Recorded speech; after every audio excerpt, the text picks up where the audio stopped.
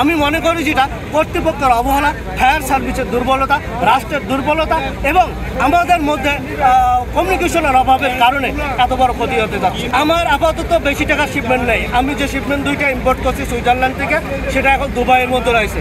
কিন্তু আমার অনেক ভাই ব্রাদার এবং দেশের মানুষের যাদের হাজার হাজার কোটি টাকার শিপমেন্ট এখানে নষ্ট হয়ে গেছে আমার জানা মতে।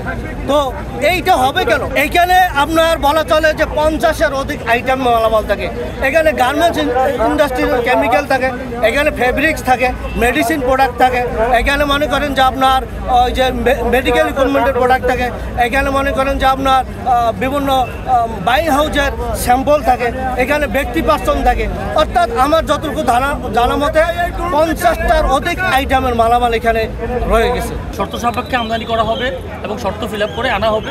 প্রত্যেকটা ওয়ার হাউস সারা বাংলাদেশে প্রত্যেকটা কাস্টমস বলেন আপনার এবং কাস্টমসের সাথে সাথে পোর্ট, বন্দর, এয়ারপোর্ট প্রত্যেকটা পোর্টেই কেমিক্যাল আমদানি করা যাবে এবং শর্ত সাপেক্ষে কিছু পণ্য আছে শর্ত সাপেক্ষে এবং কিছু পণ্য অবাধে আমদানিযোগ্য সেটা রয়েছে, আপনারা আমদানি করতে পারবেন। এই নিয়ে আসলে কোনো সন্দেহের কিছু নেই। আসলে এখানে আমাদের অনিয়ন্ত্রিক ব্যবস্থাপনার একটা পরিলক্ষিত হয়েছে। আসলে যেই ওয়ার হাউসটাতে লেগেছে প্রথম, সেটা হলো স্কাই ক্যাপিটালের একটা আপনার আমাদের এখানে মানে যেটাকে বলা হয় সার্ভিস সেন্টার, যেটা মানে মেনটেন্যান্স সার্ভিস সেন্টার বলা হয়। এই স্কাই ক্যাপিটাল এয়ারলাইন্সের একটা মেনটেন্যান্স সার্ভিস সেন্টার, যেটা কিনা আমাদের কুরিয়ার পণ্য গুদামের খুব কাছাকাছি। সেখানে শোনা গেছে সেখানে এসি ব্লাস্ট থেকে অগ্নিকাণ্ডের সূত্রপাত হয়েছে।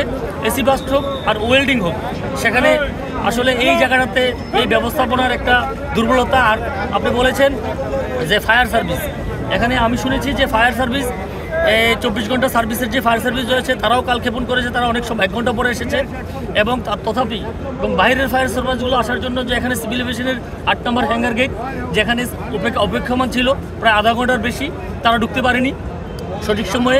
সেই থেকে আমাদের কুরিয়ার সার্ভিসের ওয়ার হাউসে অগ্নিকাণ্ড শুরু হয়। ওখানে অনেক দাহ্য পদার্থ ছিল, ফেব্রিক, কাঁচামাল, রাসায়নিক পদার্থ সহ অন্যান্য অনেক দাহ্য পদার্থ ছিল। আসলে যেহেতু দাহ্য পদার্থ আছে, সেই থেকে আমাদের অগ্নিকাণ্ড সূত্রপাত শুরু হয়। সেই থেকে আমাদের অগ্নিকাণ্ডটা আমাদের 3 নম্বর গেট, যেখানে টেলিকমিউনিকেশন পণ্য এবং যেখানে আমাদের রাসায়নিক পদার্থ এবং রয়েছে আমাদের এবং ওষুধ শিল্পের কাঁচামাল, সেই কাঁচামালগুলো আসলে পুরে ছাই হয়ে গেছে।